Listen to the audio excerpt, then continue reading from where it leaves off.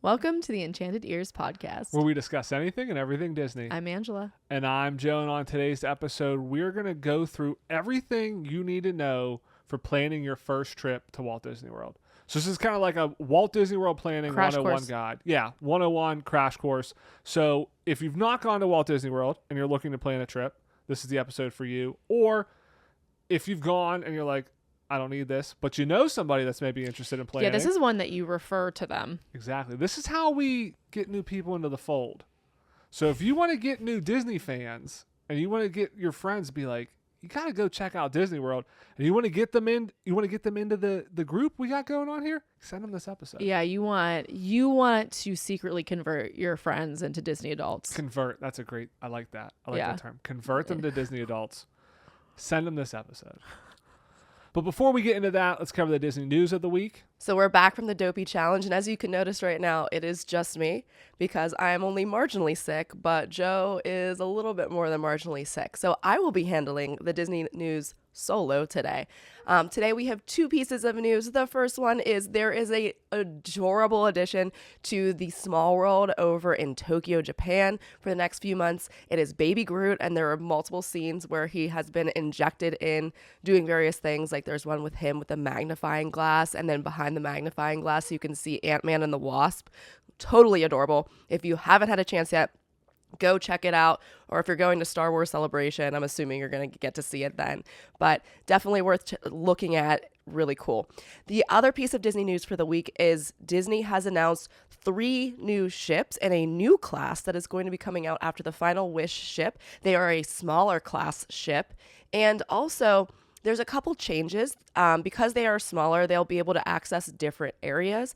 And they also are running on a alternative fuel source, which is like vegetable oils and methane. So they aren't going to be running on the traditional gasoline that a lot of ships run off of in an effort to be more environmentally conscious. So lots of really cool changes coming to the ships and also to Tokyo, Japan. And we will be back next week with our full recap of the Dopey Challenge. So can't wait to do that, and I can't wait for you guys to hear it. All right, so let's get into it here. So planning a Walt Disney World trip 101. So everything you need to know. So kind of starting with high level overview, very basic. So let's assume you don't know anything about Walt Disney World other than Mickey Mouse. So kind of starting There's a castle. Yeah, there's a castle. So there are 4 theme parks in Walt Disney World. So you have Magic Kingdom, Which is where the castle is. Animal Kingdom, Epcot, and Hollywood Studios. There's also 2 water parks. So you have Blizzard Beach and Typhoon Lagoon. But lately, only like one of them has been open. So they typically close one for refurbishment and have the other one open. And then whenever the refurbishment's done, they kind of flip them. I feel like when we went like 5 or 6 years ago, when we actually went to the water parks one day, we did the surfing lessons at Typhoon Lagoon. We went to both water parks. We did. So they were both open at that point. But the past like 3 or 4 years, there's only ever been one open at a time. I'm wondering if that's like a staffing issue. Like partially they say that it's for refurbishment, and I'm sure that they are, touching things up, but it also, I'm sure, helps them to keep some costs down, and people are probably just happy to go to a water park. And so it doesn't really matter which one they're going to. I know that people have preferences of which one's better, but yeah, I don't know. Yeah, and I don't know too if it's like there's maybe not as many people going to the water parks. Like I'd have to imagine if like every single day the water park was at capacity, that they would have both open. Right. But like the fact that even in this year in 2025, and this is something good to know if you're listening to this in 2025, if you book a Disney hotel package, the day of your arrival, you get a free ticket to the water park. So I would think that if the water park is crowded and they're selling a lot of tickets, they wouldn't give it free to everybody coming to Walt Disney World. So I think that's some of it too. I actually see this as an area of improvement for them, because I think that no amusement park that I know of has used their IP in a water park, and Disney has enough water-based rides. Blizzard Beach has a lot of Olaf in it. and Frozen. It does, but it's not like Not in they're the taking rides, you though. through Yeah, scenes correct. like you could do in like another Disney type ride, but they could do that on you could be, instead of being on like a track ride, they could put you on a inner tube and float you through scenes. Like, it would be cool, and they could use that as a way to get people to go there. And I feel like that's something that nobody's really done. I think Universal does water park better. I think that Volcano Bay is nicer. And I kind of think since Volcano Bay opened, and I'm not 100% sure of like the timing on this, but like I feel like that timing kind of lines up to when Disney started being only one water park at a time. Maybe. You know, so that may be some of it too, where again, before it was just basically Disney. Like they had two water parks. If you want to go to a water park, you went to Disney. You know, there's some other ones around, but like that was the big one. But now that you have Volcano Bay at Universal, again, it's really good. So there's probably a lot of people going there. So again, there's probably just not the crowds going to the Disney one. But if you are interested in the water park, there are two. So one of them will be open when you go. And if you get a vacation package, the day you arrive, you can go to the water park for free. That's so get included. there early. Exactly. You don't have to pay for an extra ticket, anything like that. It's all included. And then staying on property, there are over you have 25 a hotels. plethora of options. Yeah. So let's start with hotels, since that's kind of like what you're going to book first. So as we mentioned, there are over 25 hotels on property, and they kind of fall into three different tiers: value, moderate, and deluxe. The difference kind of lies in the amenities, the food options that are provided there. So like when you go to a value hotel, there is a big cafeteria that you go and you order your food at like a little counter, or you go and grab something that's like ready made and then you check out, kind of like a quick service whenever you're at the park, which we'll get into that in a little bit. Versus if you are at like a deluxe hotel, they have sit down full restaurants that you need reservations a lot of times to get into, and you get a menu and all that. So some of them even have dress codes at some of the higher end yeah, ones. like the really Victoria and Albert's, which is Michelin star now, right? It is, yeah. That's at the Grand Floridian. I believe the Yachtsman Steakhouse over at the Beach and Yacht Club has a dress code as well. I think the other thing kind of with the food options, like you mentioned, the value is going to be kind of your one option, cafeteria style service. As you move up, not only are there kind of full service sit down restaurants, they still have kind of this quick service, but there's multiple options as well. Yeah. So like we typically stay at the Polynesian. There are 3 or 4 restaurants in there. I mean, I don't even remember the exact count of it. Yeah, but there's Kona, there's Trader Sam's, which is really a It's bar. a bar, It's yeah. not really. And then there's Ohana. and there's also the new one in the new tower. I can't remember what it's called. Well, there's another cafe. Is it? Yeah. There's another cafe too. So yeah, with the There's new like, tower, yeah, I think 5. there's maybe like 5 options there. So Yeah. again, that's a deluxe resort. So you have a variety of options. So not even just nicer restaurants, but multiple options as And well. I will say, like, kind of just getting a little ahead of us, but just since we're on this point now, you don't have to stay in one of these hotels to eat there. So, for example, there are different transportations that you can take. One of the transportations is the monorail. The monorail goes to Magic Kingdom and Epcot. And so if you ride the monorail, which goes to the main parks, you can get to the Polynesian, the Contemporary, and the Grand Floridian. They're all on the monorail. So if you want to go to lunch and you're like, I don't want to eat in the park and I want to go to one of these other places, I want to have lunch at Ohana, you don't have to stay there. And it's actually a really fast commute to get there also from the park. Yeah, no, that's a good point. So getting back to the hotels and just kind of the different tiers again really quickly. So going back to value, kind of mentioned the food options there. Also, they're typically like basic rooms. And I say basic, but it's not necessarily a bad thing in the term. It's just that the, maybe level of detail and kind of finishings aren't super high end, but Disney is been generalizing their design a lot nowadays, especially as they build new hotels or they renovate the existing hotels. So most of the hotels are all very similar. Like even the value, so that's kind of like your cheapest, lowest tier, in terms of price. The rooms are very nice. I mean, they are the quality of if you stay at a Marriott or like a Hampton Inn or something, like they're going to be a very solid, high quality hotel. So when I say basic, it's basic for Disney in that it's not going to be like super themed to something.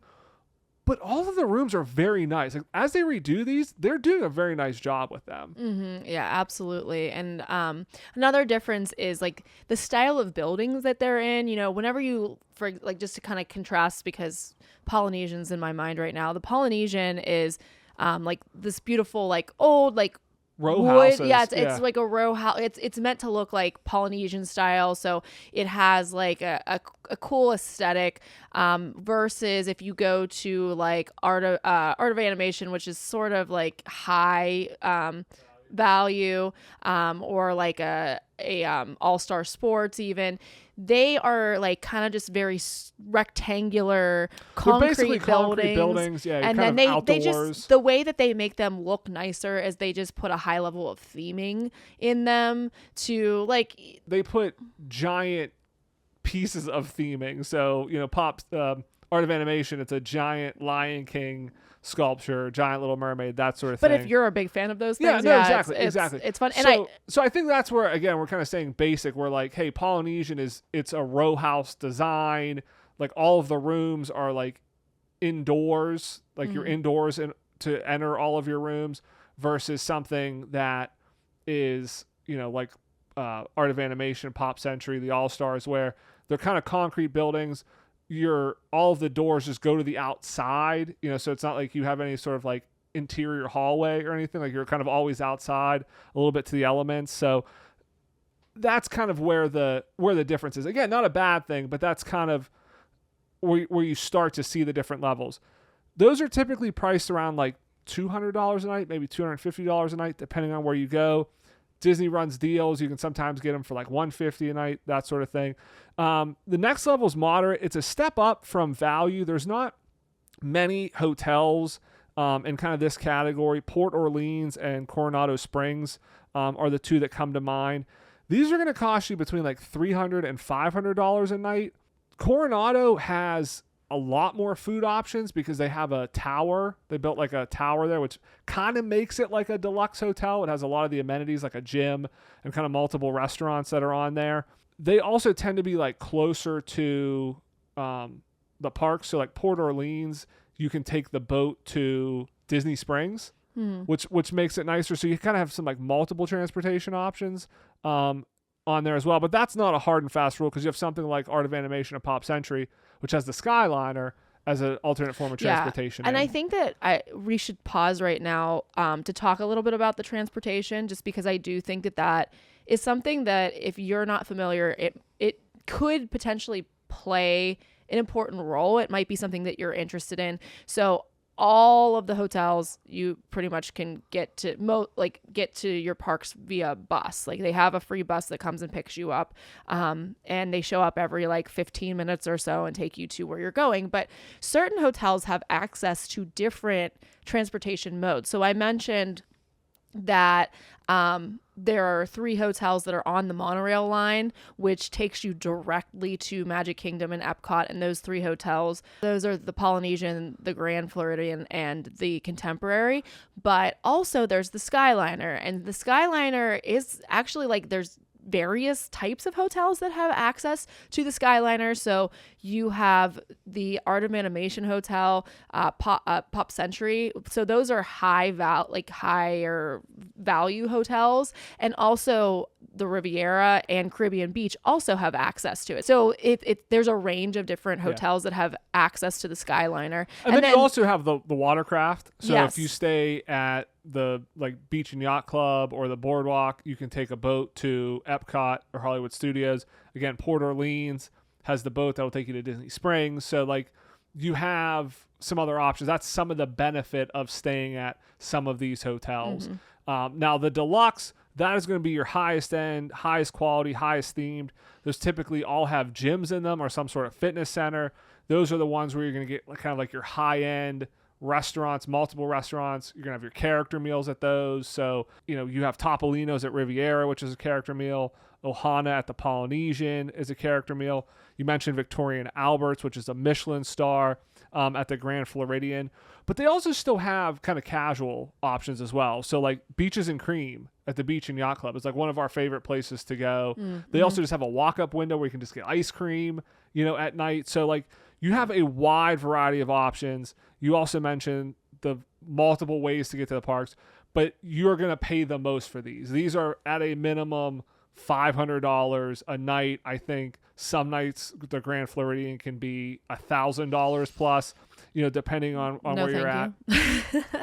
All of the deluxes too are part of the Disney Vacation Club. You may hear that. You don't really need to know that for your first trip, but they are all Disney Vacation Club hotels as well. That does not mean you have to be a Disney Vacation Club member to book them. You can book them. Again, it's just going to cost you a lot of money compared to the other hotels. If you do want to stay on property, and I think if this is your first trip, I would recommend it, staying on property, because you do get some additional benefits. It just kind of takes your mind, because going on your first Disney trip can be a little stressful, just because there is a lot involved, which is why we're doing an entire episode on it. So it is really beneficial to stay at their hotels. They kind of intentionally make it that way, and it's just one less level of stress, because people worry about being able to do all of the things that they want to do and know where all of the rides are that they want to hit. So this just takes one little thing off of your plate. Yeah, and you already mentioned kind of the Disney transportation. Mm-hmm. So that is from all of the hotels, all the Disney hotels, for free.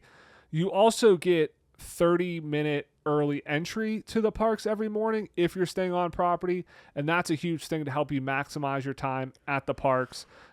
There also are like after hours events for people staying at deluxe hotels. Often, like sometimes they have extra evening hours if you stay at a deluxe hotel, so that is a benefit to staying on property. And if you're interested in doing like one of the holiday parties or something, like the Halloween party, the Christmas party, typically if you stay on property, you can buy those tickets before the general public can. And we'll get into kind of dining reservations and Lightning Lane reservations, but you can also do those earlier if you're staying on property as well. So it makes a lot of sense. You used to be able to get transportation from the airport to your hotel if you stayed on property.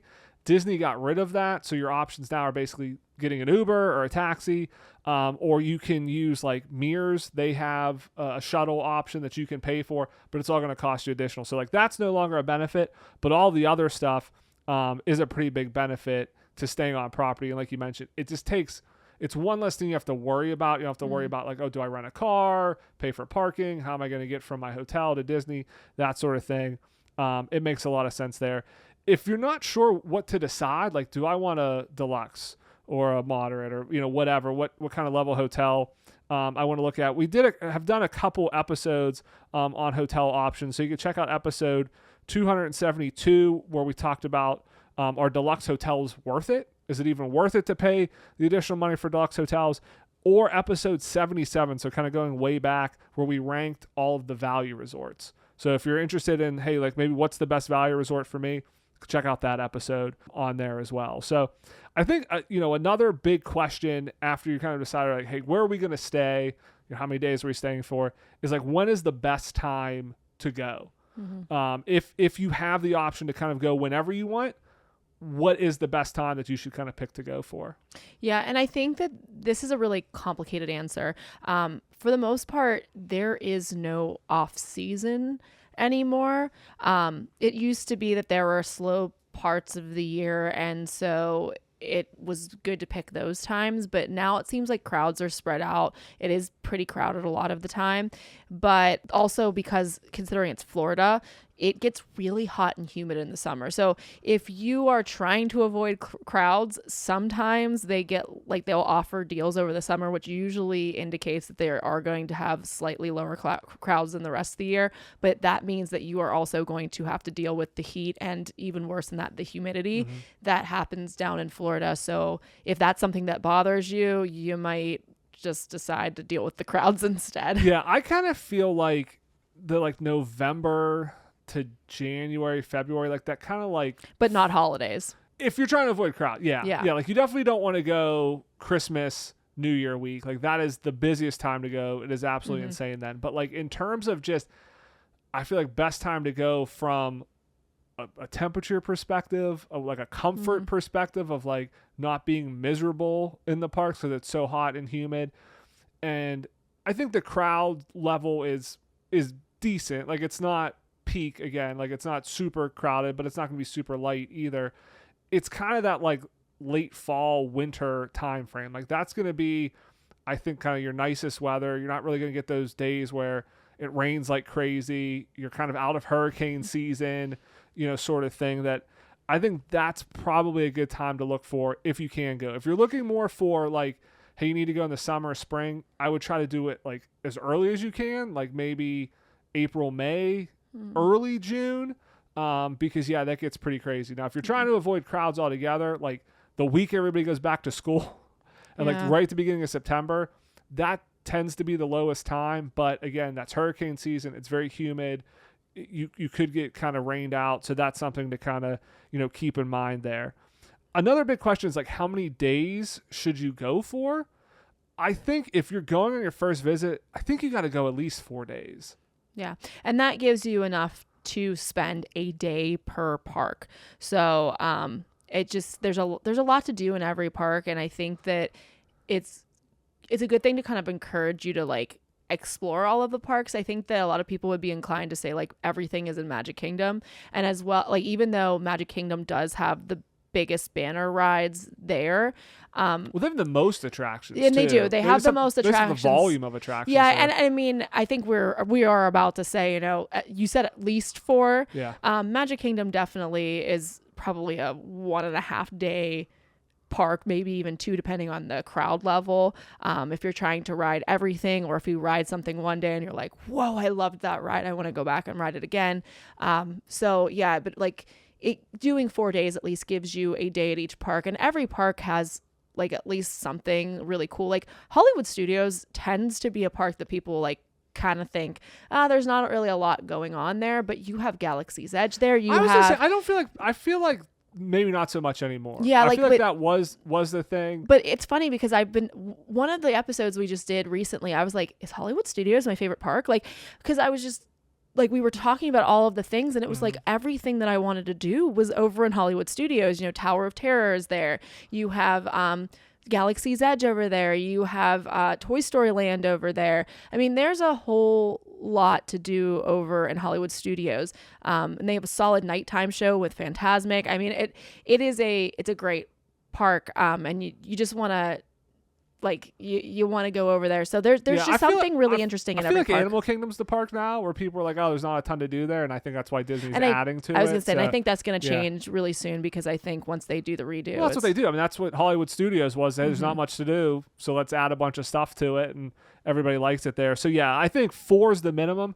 I think ideally if you can manage 5 or 6 days, I think that's going to help you, because that gives you, 1 day in every park. Like you mentioned, you can get, 5th day if you want to go back.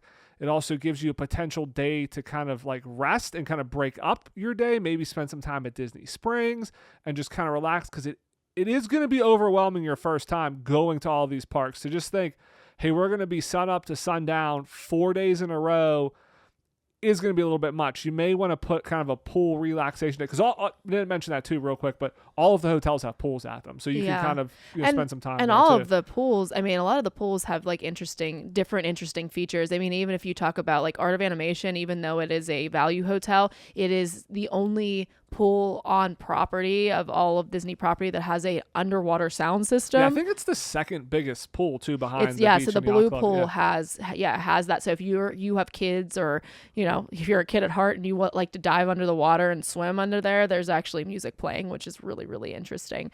So yeah, you have those kinds of cool features, and I do think that you are correct here, and that it is nice to have that scheduled in, and there's so much you can do that like on that rest day, like you said, Disney Springs is almost like a park in and of itself because there's just a lot of shopping out there. There's kind of like the higher end for local shopping where they just have a lot of very common stores that you would see around. But there's also like the World of Disney, which is the giant Disney store that has like everything. I mean, it's fun just to be down there and walking around. There's a ton of places to eat there. Yeah. There's also entertainment. They have the bowling alley over there. Like there's just a lot of stuff to do that you could spend a whole day there just kind of exploring as well. And it's a little bit more of like a down day. Yeah, so like it could be a schedule, like part of your schedule. You spend the morning there, and then you go back to the hotel, and you spend the rest of your day at the pool, and you, or you could even go take the bus transportation to another hotel just to explore it and see what it looks like. I mean, there's just the options are unlimited for days that you're just like, yeah, we're gonna be in Disney, but we're not gonna go to one of the parks. Yeah, and then in terms of ticket options, you have the ability to add on a park hopper, which gives you the ability to go to multiple parks in a given day. The thing is with a park hopper, you have to buy it for all of the days of your tickets. It's going to cost you more. And so, if you're thinking, hey, I want to go to multiple parks, it's not like I can just say, hey, I only want that option one day. I'm going to be there for 4 days. I only want it one day. You have to have it for all or nothing. I think this is going to kind of depend on the individual. We always used to get park hoppers whenever we went. During the pandemic, they didn't. For those couple years, they didn't offer park hopping. Yeah, and so, we took a trip and we could only go to one park in a day. And it ended up being a lot of fun because we spent a lot of time exploring the parks more than we typically would, as opposed to just going in, doing our favorites and then leaving. Yeah. So I would think if you're going your first time and you really don't know what you like yet, I don't know that there is a need to do a park hopper because I would agree. I think you need to spend the whole day in the park and figure out what you enjoy. Mm-hmm. And then you kind of know, later, hey, I can, go do the highlights and then park hop. I think where it becomes tough is then like, hey, that 5th and 6th day, what park do you go back to? Like if you go for, more than one day in a park, I think your point, it's probably gonna be Magic Kingdom. It's probably Magic Kingdom. Yeah. And then probably the second option, honestly, might be Hollywood Studios, unless you're a big foodie and you want to go back to like Epcot and experience that. And I think the good thing now is you don't need park pass reservations, so you can go do your 4 days at the park, and let's say you have a 5th day, you can kind of decide on that 5th day, hey, which park was my favorite that I want to go back to? Or if you do 6 days, you can kind of decide what 2 parks do I want to go back to. You don't have to make that decision ahead of time. So talking about foodies, talking about dining. So one of the benefits, like we talked about, is you can make dining reservations earlier if you're staying on property. You can make those 60 days out. So that's really important because you need to get up. If you want to go to a really good restaurant, a really popular restaurant, those dining reservations do go fast. 6 a.m., I think, is what time it is now, Eastern Standard Time. I think it used to be 7, but I believe it's 6 a.m. now. That 60 days before the first day of your trip, your dining reservations open, and you can make those dining reservations for any day of your trip. So if you're staying for 4 days, it's 60 days before the day you arrive, but you can make reservations for all those 4 days. So that's what you want to do for the sit-down table restaurants. If you want to do a character meal, like if you want to go see Cinderella at Cinderella's Royal Table, if you want to go to Ohana, like we mentioned, and do the character meal there, you're going to need to get reservations for those. Quick service restaurants, you're not going to need to get reservations for. So that's something to keep in mind. And again, staying on property gives you that 60-day benefit for making it the whole length of your trip. If you stay off property, it's a rolling 60 days. So you can only make 1 day worth of dining reservations at a time. And one kind of like little note here, since the parks have been a lot more crowded lately, the quick service sometimes can be a little bit difficult to get into. You can, a lot of times through the Disney apps, you can get in and see like what a return time is, and you can order your food on there. So you can do mobile ordering. So we'll get into that in a second. But but like, and then that way you can kind of avoid some of the lines. And even like sometimes when you're going back to your hotel at night, and if you're staying at a value hotel, you can do like mobile ordering on your phone. It's just useful, and sometimes it's good to check like well in advance, like an hour in advance of when you want to go, because they might get bombarded around lunchtime. Yeah, so let's talk about mobile ordering. So if you can walk up to obviously the quick service restaurants and stand in line and order. But through the My Disney Experience app, and I definitely recommend downloading that app because that app is going to be your friend during your trip, planning your trip. Everything is going to be on there. Your dining reservations, your tickets, if you get the photo pass, all that stuff's going to be on that app. But you can do mobile ordering at quick service restaurants. Like you mentioned, around lunchtime, it can get pretty busy. But in the morning, hey, it's a couple hours until lunch. Where does everybody want to eat? You can go in, place that order. It'll give you a return time, and then you show up, it's like a 20-minute window or something like that to show up, and your food's kind of ready pretty quickly. So mobile ordering is a great service there. So we've talked about quick service. We've talked about a couple of these different like restaurant types. So kind of to get into it more, quick service is basically counter service is kind of another option where think of it as like a fast food. You walk up to a counter, you order your food. So it's like your typical amusement park food experience where you're walking up to a counter, telling them what you want. They have it kind of like pre-made in the back and they bring it forward. Yeah, it's like fast food. It's like going to a fast food restaurant. Exactly. And then there's usually seating there. I mean, they can vary from kind of like very casual to a little bit more themed and upscale. Like there are some quick service restaurants. I'm thinking of like Pecos Bill's at Magic Kingdom where like the inside is very well themed. Like it's pretty well themed versus, there's some that are like you go to Epcot and it's a counter and there's some tables around and like maybe you're lucky if you find a table, maybe you're lucky if you don't.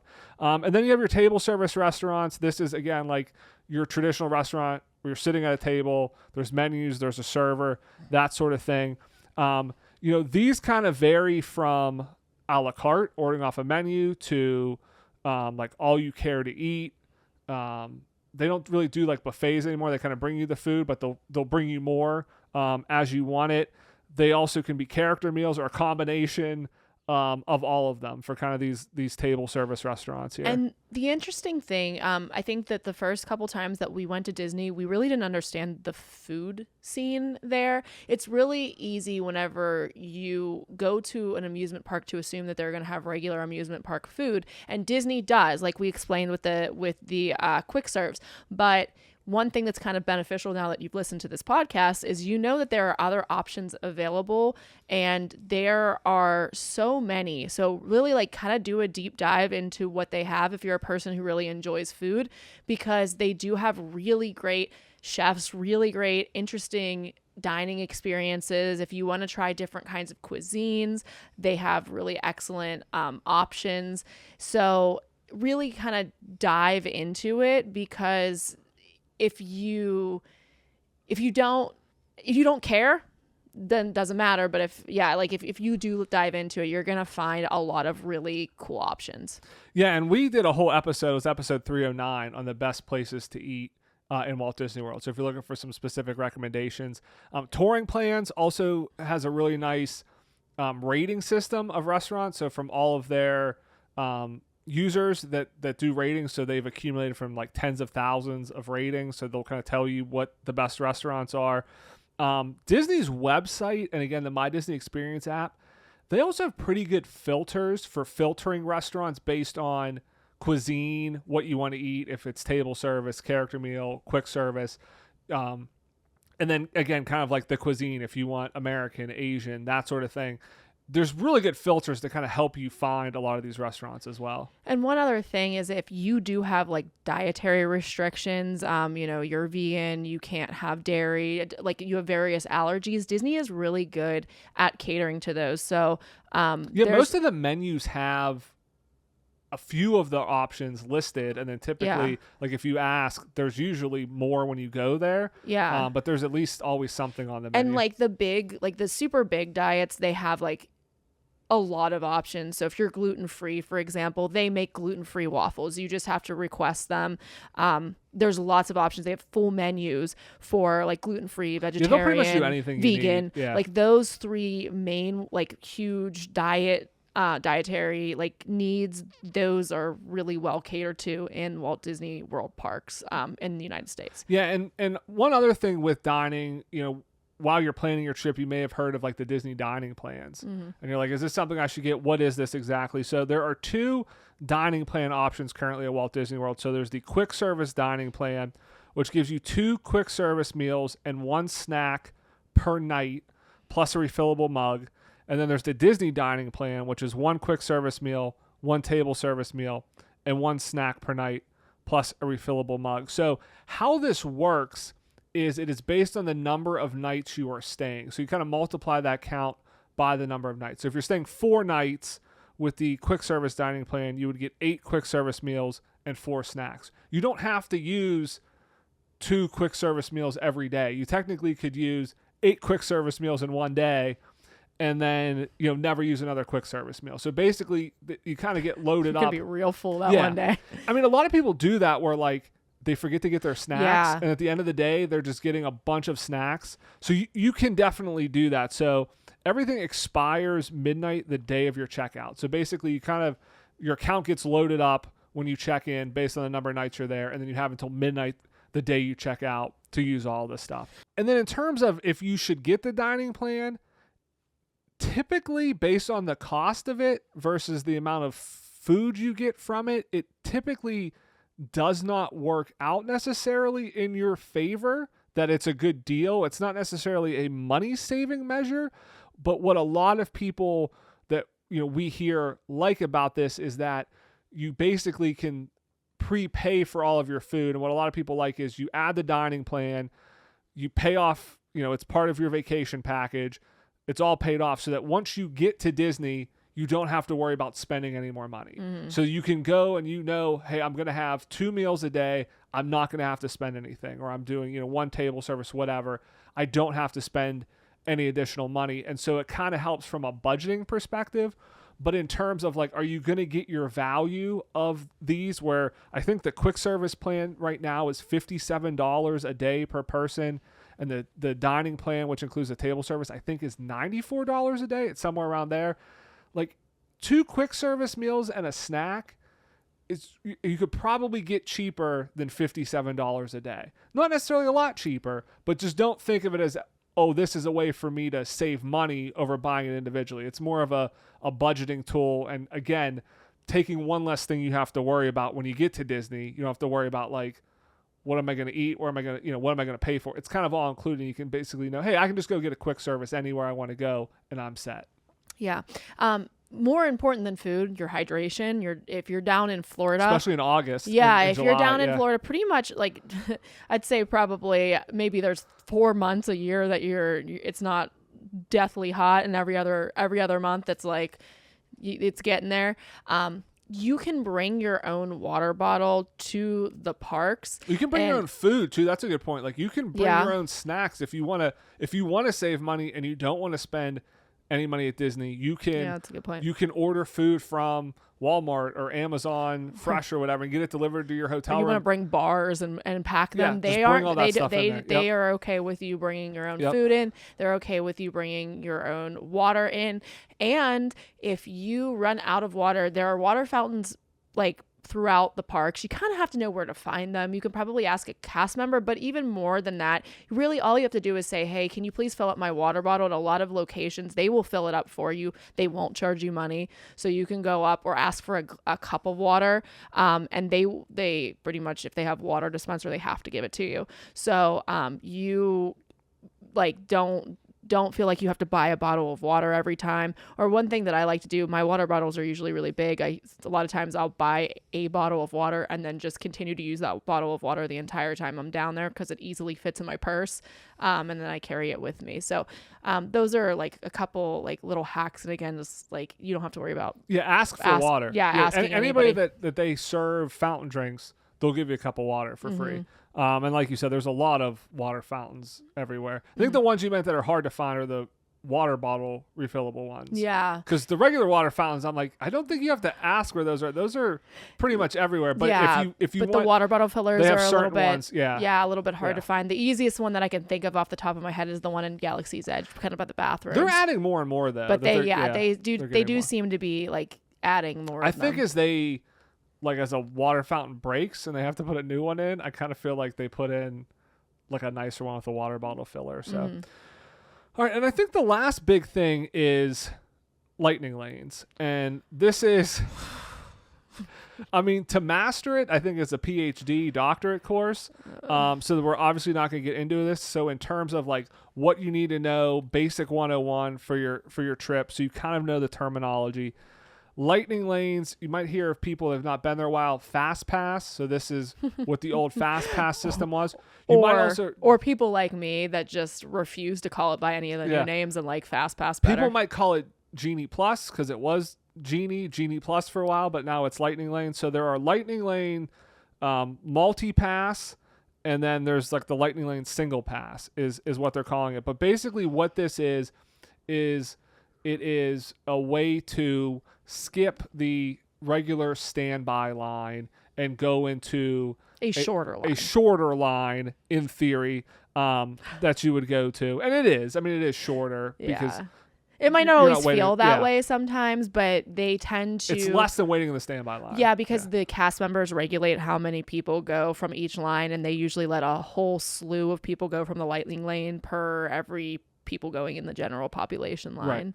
So this is another benefit of staying on property because you can purchase the Lightning Lanes, either the single pass or the multi-pass, 7 days in advance. If you're an on-site guest, it's 3 days in advance if you're off-site. So 3 days, there's going to be less attractions available at the good times. It costs between like $20 and $40 for the multi-pass any given day, depending on the day, depending on the park you want to go to. You can select up to 3 attractions beforehand, and then once you're there and you've used one attraction, you can continue to select additional attractions, assuming that there are times available, because basically they're going to fill up. So like if you get, there might not be anything available for an attraction until 8:00 at night. So maybe that doesn't work for you. So, kind of keep that. So that's the multi-pass. There's also certain attractions that are these single passes where you have to pay a fee to use the Lightning Lane for just that attraction. And that's individual. And those can range from like $10 to $20 in addition. So you can buy multi-pass individually, single passes individually, or a combination of both for any parks. There's also virtual queues on some attractions. So I believe currently Tiana's Bayou Adventure and Guardians of the Galaxy Cosmic Rewind are both running on virtual queues. Yeah, that's currently what the virtual queues are right now. They change. So in a couple months from now, that might not be the case. Yeah, those 2 attractions might not be on there. But how that works is at 7 a.m. every morning, the virtual queue opens up, and this is free. You just go on the app and try to enter the virtual queue. If you don't get in there, there's one at 1 p.m. Now you have to be in the park the attraction is in at 1 p.m. At 7 p.m. At 7 a.m., you can do any attraction. So you could do either Tiana's or Cosmic Rewind, try for either of those at 7 a.m. But at the 1 p.m. one, you'd have to either be in the Magic Kingdom for Tiana's Bayou Adventure or in Epcot for Guardians of the Galaxy Cosmic Rewind. And that's generally 7 a.m. sharp because there are usually a lot of people trying to get into those rides. I think that if you're like some of them trying can go to in a couple minutes. Yeah, like I think it was Rise of the Resistance when Rise was on virtual queue. It was like 7:00, and if you weren't on at 7:00, or actually really like 6:58, and clicked it as soon as the the time rolled over, you might not get a boarding group. So I don't necessarily think that these 2 rides that are on currently are maybe filling up quite as fast, but if it's like a crowded day, it might fill up really quickly. So the closer to 7 a.m. that you can be, the higher your likelihood is going to be that you're going to get to go onto these rides. Right. The other thing is if you stay on a night where they do the extra evening hours for deluxe hotels, they actually do another virtual queue drop at 6 p.m. for the evening hours. Oh, I'm learning something. So you kind of have an additional option there. I actually didn't know that. Yeah. Look at that. Yeah. No, those aren't many nights, Yeah. but like if you're staying there, that is an option as well. So you heard all of this. You still want to go, like timing. When should you book? I think as soon as you know you want to go and you have picked a date, book it. Like you can't really book it too soon. And there's a couple reasons for that. One, the price is never going to go down or never going to go up. If you see a price and you're comfortable with it, book it. If Disney comes out with a discount down the road, you can always follow up and get that discount. They're not going to say, oh, you booked it before there was a discount, we're not honoring the discount. So you can always potentially get cheaper if they have a discount, but you don't have to worry about prices going up. The other thing is, like we talked about, you want to at least make sure you're booked 60 days in advance, because that's when your dining reservations open up. And especially if you want to go to very popular restaurants, they're going to fill up pretty quickly. So, yes, you can book a trip and decide, hey, I'm going to go next month and it's 30 days out. And you can probably still find some dining reservations, but it's going to be a lot easier if you're over 60 days out so that you're all ready to go there. And then the other thing is, the longer you have, you kind of have more time to pay it off. When you book these trips, you only have to put a deposit down. If you're booking a vacation package, it's $200, and you can kind of cancel it up to, I don't know if it's 30 or 60 days. I don't remember the exact number of days, but you have some period of time. So if you're booking 6 months out, you can kind of pick a date. It's $200. That's all it's going to cost you. You can kind of slowly pay it off, so you can kind of help budget. Or, you can book it 6 months out and maybe 4 months out decide, oh, I actually need to go a different day or I need to cancel. You're only out that $200. It's fully refundable. You can kind of shift things around. So the earlier you book, the more flexibility you have, the better chances you're going to get at the restaurant reservations, that sort of thing, kind of help with budgeting. So I think as soon as you know you want to go, book it. And I think that my final real tip for this is, all of these tips are really, really helpful and useful, but it's a lot of information. So I think that if you are new to doing Disney, it's really valuable to book through a travel agent who specifically specializes in Disney World trips, because if you are going through somebody like that, they know all of these things. They know about the dining reservations, and they can prompt you on those things. And even your travel agent will even look up for, if the pricing gets better, they will a lot of times get on the phone and call for you and get you that cheaper price. So I think it's worthwhile going through a Disney travel agent, especially when you are new to going to Disney World. Yeah, I think just remember, have fun. You're not going to do everything.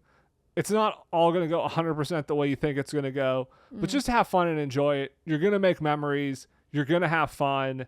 Yeah. Just once you get there, just kind of let go. Don't worry about it. Everything will be fine in the end, and just enjoy it. But you're right. Having somebody that can help you plan in more detail is very important. This, again, very basic, kind of high level. This is what you need to know to kind of the terminology to get you started. But like we said, lightning lanes, there's so much nuance and theory on how you should book these things and the timing of booking them and what parks and what attractions you should try to book first. That there's a ton of stuff around that there, we could do individual episodes on every single one of these areas that we talked about in excruciating detail to kind of plan it. So it's good to have somebody that has some more experience that can kind of help you book this stuff. But that wraps up the show for this week. I want to thank everybody again for listening. Love to hear from our listeners. If you are a new listener and you stumbled upon this or somebody shared this with you because you are planning a first trip, we'd love to hear, when's your trip? Let us know. If you're watching this on YouTube,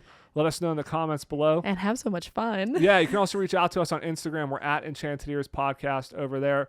But I want to thank everybody again for listening. If you've not done so, please leave us a rating or a review. Subscribe wherever you get your podcast. It really helps, and we really appreciate it. Thanks for lending us your ears. Have a great week, everybody. We'll see you here next Monday. Bye-bye.